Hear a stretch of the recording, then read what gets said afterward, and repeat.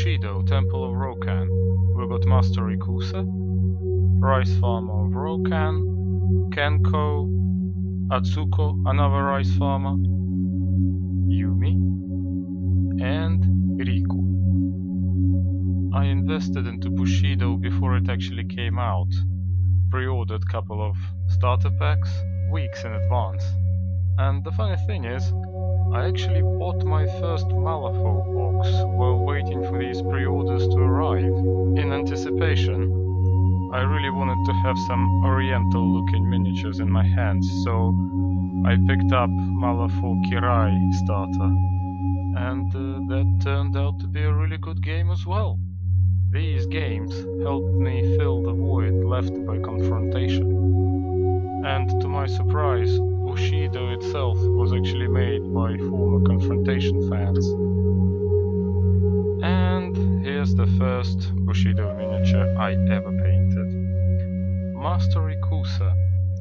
He's the reason why I bought the Temple of Ro-Kan starter. I mean, a Buddhist monk riding a giant tortoise surrounded with little animals and birds. What's not to like? For Ikusa, I made a rocky cliff with figurative scenes carved into its sides, presumably by monks. And in front of it, there's a giant gon. I was making scenic bases for some of my miniatures before I got into this game, but it was during Bushido phase when I started making scenic bases for all my miniatures. My friends in my local games workshop used to joke about how is this tortoise is going to get down from there. I would tell them that there's actually another rock just behind this one, and they were nearly touching each other. The base ends before it, so that's why it's not visible. This is Yumi, and there's a big bar fight happening around her. Tables get overturned, everything drops on the floor, dishes get smashed, you get the picture. Yumi herself is balancing in a big pot which was probably hurled at her moments ago, and behind her there's a really expensive looking porcelain vase. Will it survive? A classic kung fu movie scene. There's a lot of attention to detail here. I researched the patterns on a dish and the vase. I painted a landscape scene with trees, buildings and a bridge on a blue and white porcelain vase. And the pattern for the smashed dish on the floor was borrowed from animated movie Spirited Away. And last but not least, we got a press molded chicken swimming in a pool of sauce. This is Kenko, a warrior monk with enormous trousers.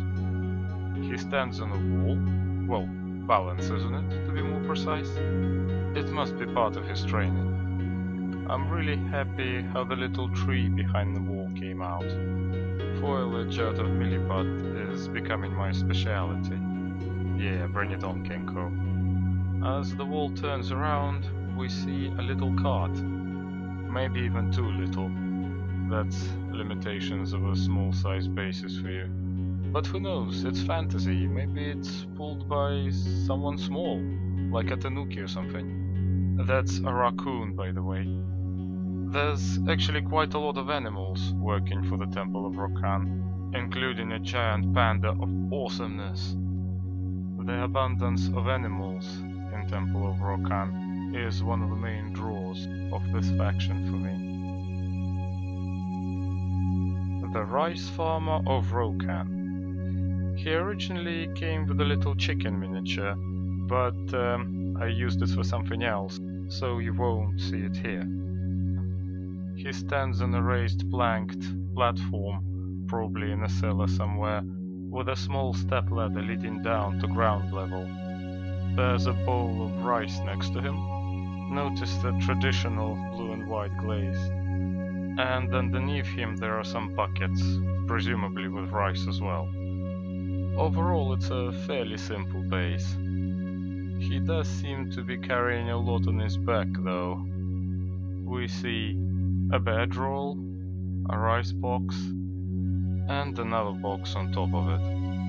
At least there's no chickens getting in the way. Watch my next video to find out what happened to it. The chicken, I mean. Atsuko. She can also be used as a second rice farmer. Now, I actually have a problem with her base. It has something that I only did once and never do again. That is, cut off objects where the base ends. I suppose it's just a matter of taste, but I don't like doing it.